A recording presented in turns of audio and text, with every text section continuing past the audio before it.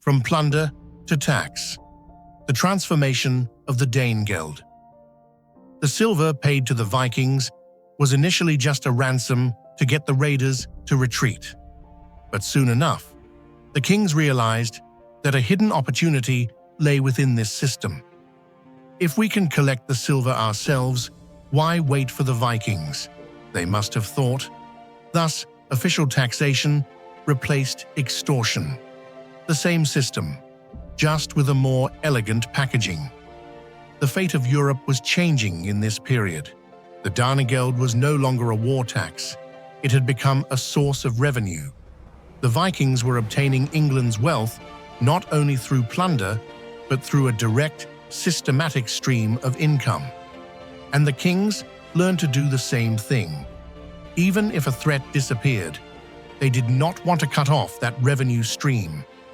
Because once a kingdom gets a taste of regular cash flow into its treasury, it cannot give it up. By the 1010s, payments had reached astronomical levels. King Cnut of Denmark, Cnut the Great, completely institutionalized the Danegeld when he ruled both England and Denmark. It was no longer merely a means to buy peace. It was the engine of the empire. The money, once forcibly taken by raiders, was now being collected by the king's own hands. And it was now called tax. Thus, an ironic scene emerged. The tribute the Vikings once took by the sword was now being collected by the sitting monarchs under the guise of law. The raiders had turned into tax collectors, and the tribute systems had turned into state mechanisms. The thing the Vikings started had taken root in the political and economic structure of Europe. In time, this system became so entrenched that it continued even after the Viking threat disappeared. Kings, instead of saying, "The raids are over," found new excuses, building castles, strengthening the army, protecting the realm. Every justification led to the same result: collecting more taxes from the people. At this point, the Danegeld had ceased to be merely a payment and had transformed into a mindset.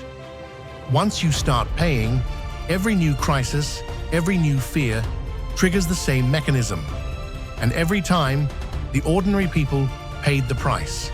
Peasants, artisans, merchants, they all had to foot the bill for the king's fear.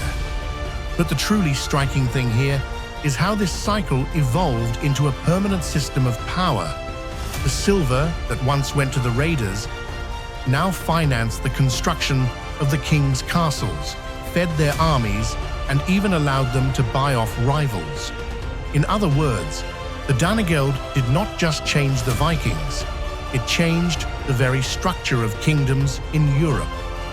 It was a path that went from plunder to tax, from peace through threat to institutional exploitation.